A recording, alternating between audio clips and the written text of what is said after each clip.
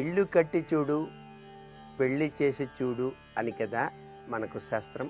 ఇల్లు కట్టేటప్పుడు మనం ఏ విధంగా అయితే చక్కటి ఆలోచన సరళి కావాలో మనకు వాస్తుశాస్త్రంలో కొన్ని సూత్రాలు చెప్పారు.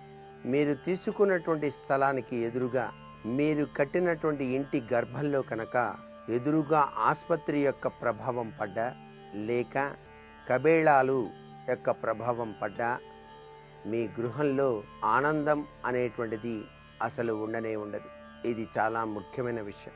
ఒక పెండ్లికి మీరు ఏ విధంగా అటు 7 తరాలు ఇటు 7 తరాలు గమనించి నిర్ణయాన్ని తీసుకుంటారో వివాహం చేసేటప్పుడు మీ యొక్క పిల్లలకి, అదే రీతిన కూడా మీరు గృహాన్ని నిర్మాణం చేసుకునేటప్పుడు మీ స్థలానికి ఎదురుగా ఎటువంటి స్థలాలు ఉన్నాయి, పక్కన ఎవరున్నారు, ఈ పక్కన ఎవరున్నారు, వెనుక ఎవరున్నారు, వెనుక స్థలం ఏ తీరున ఉన్నది, ముందు స్థలము యొక్క ప్రభావం మన ఇంటికి ఏ విధంగా పనిచేస్తోంది అని చెప్పేసి ఆలోచించే నిర్ణయం తీసుకోవాలి.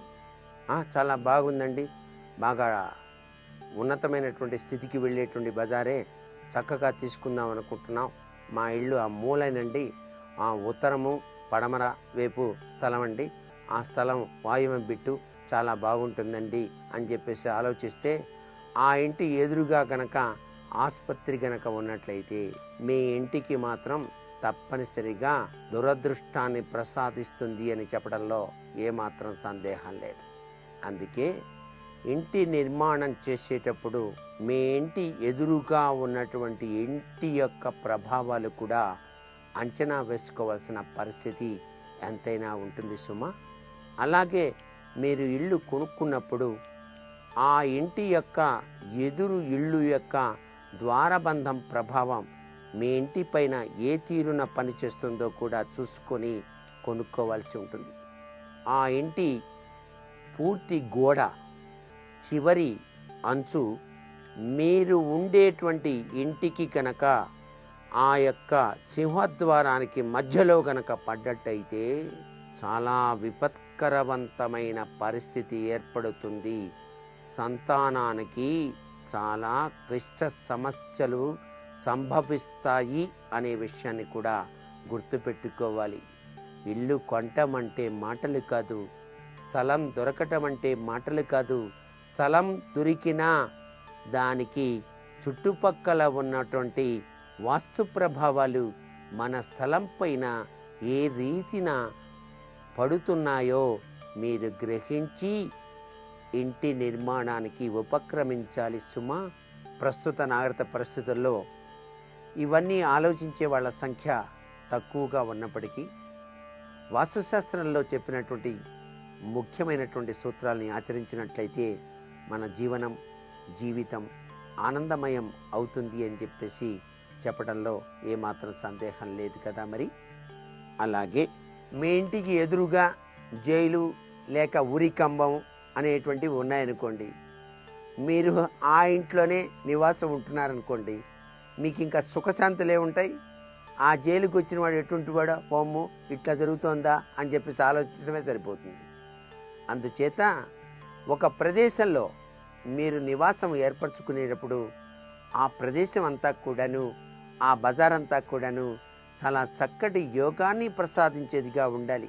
ఆ బజార్లో అంతా కూడా వేదాధ్యయనం చేసేవాళ్ళు, అతనిష్ట గరిష్టాపరులు, చక్కగా పూజాది కార్యక్రమాలు చేసుకునేవాళ్ళు, సామరస్య ధోరణితో ఉండేటువంటి వాళ్ళు ఉన్నప్పుడు చాలా చక్కగానే మీరు కూడా నిర్వహణ సామర్థ్యంతో జీవిస్తారు. ఒకే బజార్లో నివసించేటువంటి వ్యక్తుల యొక్క మనస్తత్వ ప్రభావం మీ యొక్క ఇళ్లకు కూడా పనిచేస్తూ ఉంటుంది. అంతేకాకుండా ఎప్పుడూ కూడాను విపత్కరవంతమైనటువంటి ఆలోచన శైలిలో ఉండేటువంటి ఆ జీవనాధారానికి ఆధారపడేటువంటి వాళ్ళ యొక్క ప్రభావం ఆ బజార్లో కూడా పనిచేస్తూ ఉంటుంది. దీన్నే మనం సాకార శక్తి అంటాం.